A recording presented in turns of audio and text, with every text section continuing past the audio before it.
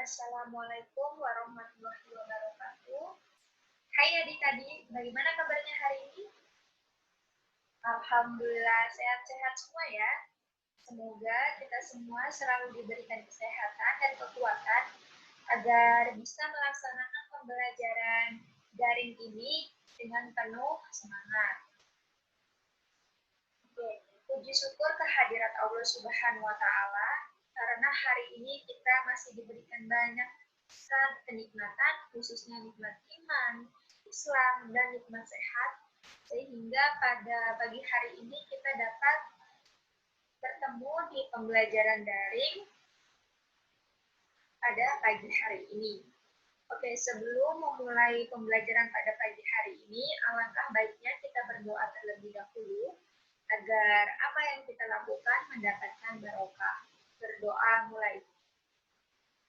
Amin. Oke, bagi adik-adik semua yang belum melakukan absensi, silakan melakukan absensi terlebih dahulu melalui grup WA ya, melalui grup WA masing-masing. Oke, jadi hari ini kita akan masuk di bab ketiga, yaitu rahmat Islam bagi Nusantara pada pertemuan pertama. Jadi di tujuan pembelajaran pada pagi hari ini yaitu peserta didik dapat menjelaskan maksudnya Islam ke Nusantara, dan yang kedua, peserta didik dapat menjelaskan strategi dakwah Islam di Nusantara, dan yang terakhir, peserta didik dapat mendeskripsikan perkembangan dakwah Islam di Nusantara. Oke, yang pertama yaitu masuknya Islam ke Nusantara. Islam sendiri merupakan rahmat bagi seluruh alam semesta. Begitupun untuk Indonesia, makanya di sini kita mempelajari atau membahas mengenai rahmat Islam bagi Nusantara. Oke, yang pertama yaitu masuknya Islam ke Nusantara atau Indonesia. Jadi di sini ada 3 teori yang dikembangkan oleh Ahmad Mansur Suryanegara yang terkait dengan kedatangan pembawanya dan waktu kedatangannya. Teori-teori ini terdiri dari teori Gujarat, teori Mekah, dan teori Persia. Di teori Gujarat ini, Islam mempercayai datang dari wilayah Gujarat sampai ke India melalui perdagangan India, yaitu pada abad ke-13 Masehi. Sedangkan yang kedua yaitu menurut teori Mekah. Teori ini ada di Indonesia langsung dari Timur Tengah, yaitu melalui jasa perdagangan pada abad ke-7 Masehi. Selanjutnya yaitu teori Persia. Teori Persia ini masuk ke Indonesia melalui peran perdagangan tadi. Asalnya itu dari Persia, yang di dalamnya terjadi perjalanannya itu sudah ke Gujarat sebelum ke Nusantara pada abad ke-13 Masehi. Nah, di sini terdapat teori Gujarat dan teori Persia yang sama-sama berpendapat bahwa masuknya Islam ke Nusantara ini pada abad ke-13 Masehi. Berbeda dengan teori Mekah. Teori Mekah ini berpendapat bahwa masuknya Islam ke Nusantara ini pada abad ke-7 Masehi. Oke. Tapi di sini secara ilmiah, teori Mekah yang menyatakan Islam masuk ke Indonesia ini lebih awal dibandingkan pada teori Gujarat dan teori Persia. Jadi sedangkan di abad ke-7 Masehi ini sudah banyak sekali yang dapat dibuktikan bahwa Islam itu tuh sudah masuk ke Nusantara, banyak sekali penemuan-penemuan yang memperkuat. Jadi pada abad ke-7 ini yang dianggap lebih awal kedatangannya.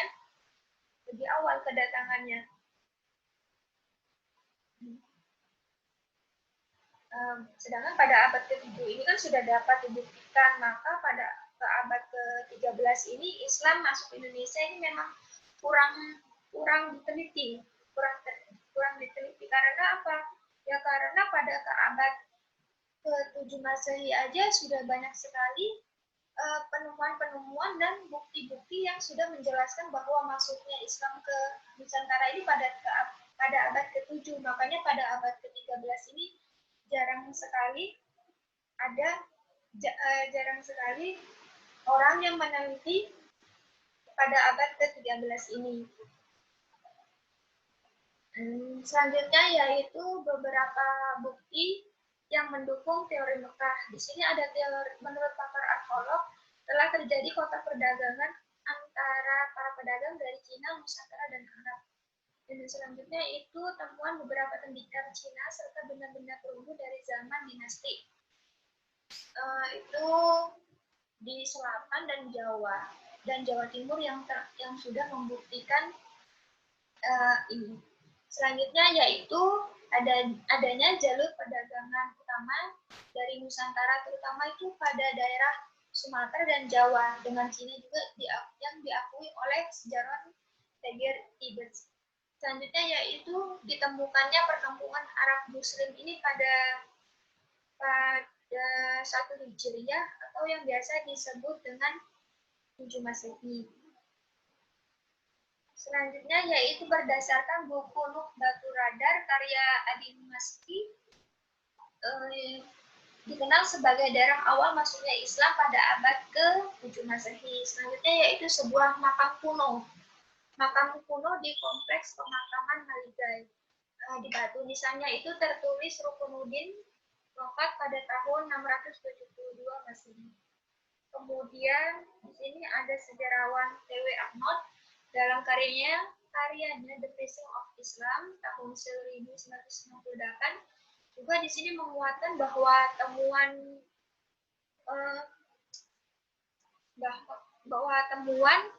agama Islam ini telah dibawa oleh mubalik Islam dari Jazirah Arab ke Nusantara sejak abad ke-7 Masehi. Selanjutnya yaitu pada tahun 674 Masehi, pada pemerintahan Khalifah Utsman bin Affan yang mengirimkan utusannya Muawiyah bin Abu Sufyan ke tanah Jawa, yaitu ke Jepara. Pada saat itu namanya itu Kalingga. Nah, hasil kunjungan duta Islam ini ada Raja Jaisima, putra Ratu Sima dari Kalijaga yang masuk Islam. Kemudian yaitu dalam seminar nasional tentang masuknya Islam ke Indonesia di Medan pada tahun 1963, para ahli sejarawan ini menyimpulkan bahwa Islam itu masuk ke Indonesia pada abad ke-1 Hijriah atau yang biasa disebut dengan abad ke-7 Masehi. Kemudian selanjutnya yaitu ditemukannya makam Fatimah bin Maimun di lereng Gresik pada abad ke-11 Masehi. Selanjutnya yaitu strategi dakwah Islam di Nusantara. Yang pertama di sini yaitu melalui perdagangan. Pada tahap awal ini, proses perdagangan atau proses Islamisasi di Indonesia yaitu melalui perdagangan. Ini tuh dapat diketahui melalui adanya kesibukan lalu lintas yang terjadi perdagangan pada abad ke-7 Masehi hingga pada abad ke-16 Masehi. Hubungan perdagangan ini dimanfaatkan oleh pedagang muslim karena sebagai sarana atau media dakwah. Karena apa? Di dalam Islam sendiri kan mempunyai kewajiban untuk menyebarkan agama Islam kepada siapa saja tanpa adanya paksaan. Makanya ketika penduduk Nusantara banyak yang berinteraksi dengan para pedagang muslim dan keterlibatan mereka tuh semakin jauh di dalam aktivitas perdagangan, dan banyak juga di antara mereka yang memeluk Islam karena terjadinya aktivitas perdagangan tersebut. Selanjutnya yaitu melalui perkawinan. Di jalur perkawinan ini lebih menguntungkan lagi. Karena apa? Karena apabila terjadi antara saudagar muslim dengan anak bangsawan atau anak raja atau yang biasa disebut dengan anak adipati, karena Raja Adipati Bupati atau bangsawan itu memiliki posisi yang sangat penting di dalam masyarakat sehingga mempercepat proses Islamisasi. Selanjutnya yaitu melalui pendidikan. Proses Islamisasi di Indonesia juga dilakukan melalui proses pendidikan. Para ulama ini banyak sekali para ulama yang mendirikan lembaga pendidikan Islam berupa pesantren. Nah, pada lembaga inilah para ulama ini memberikan pengajaran ilmu keislaman melalui berbagai pendekatan sampai kemudian para santri itu mampu menyerap pengetahuan keagamaan itu dengan baik. Selanjutnya tasawuf.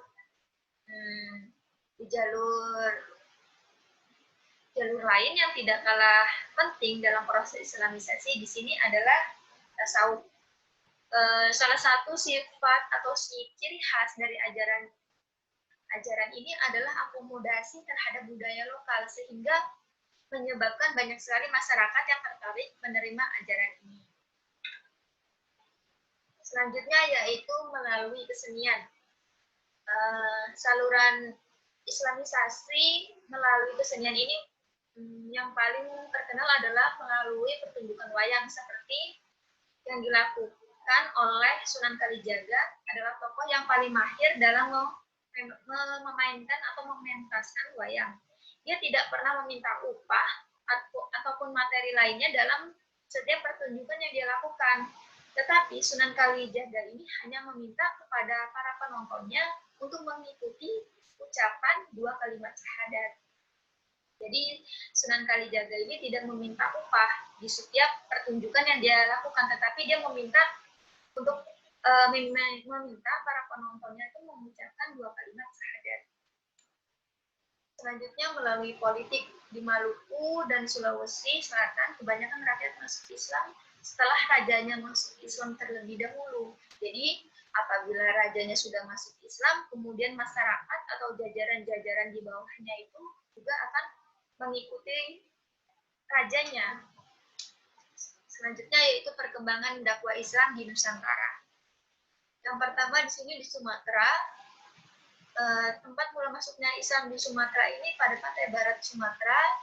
Di sana berkembang, dari sana itu berkembang daerah-daerah lainnya. Sekitar tahun 1440 agama Islam ini masuk ke Sumatera Selatan melalui mubalik yang berjasa dalam membawa Islam ke Nusantara ini adalah Raden Rahmat atau yang biasa disebut dengan Sunan Ampel.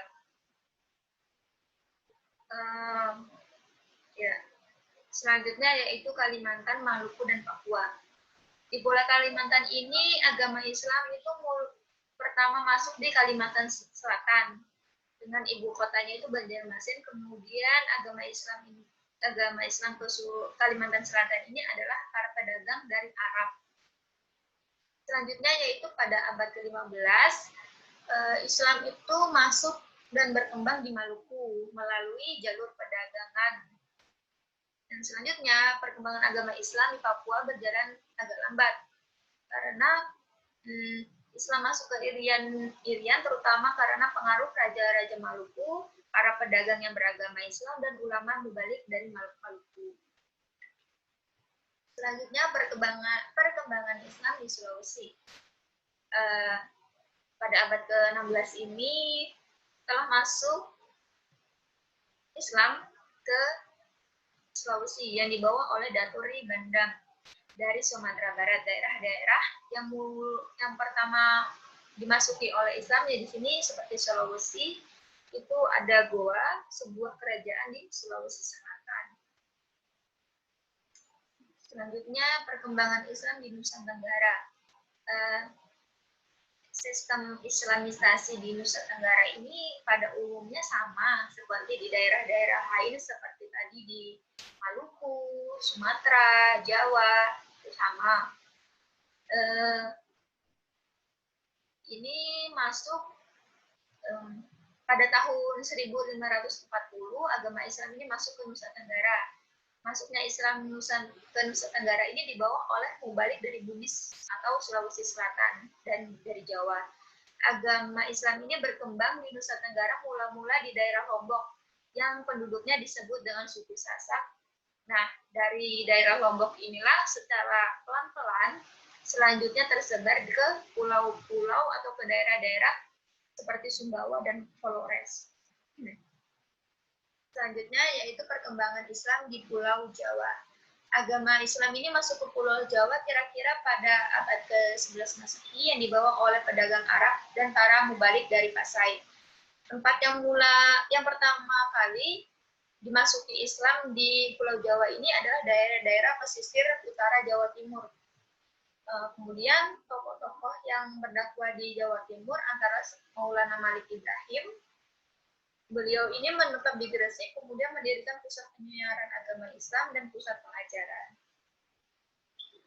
Mungkin itu aja yang dapat Ibu sampaikan. Kurang lebihnya mohon maaf. Wassalamualaikum warahmatullahi wabarakatuh.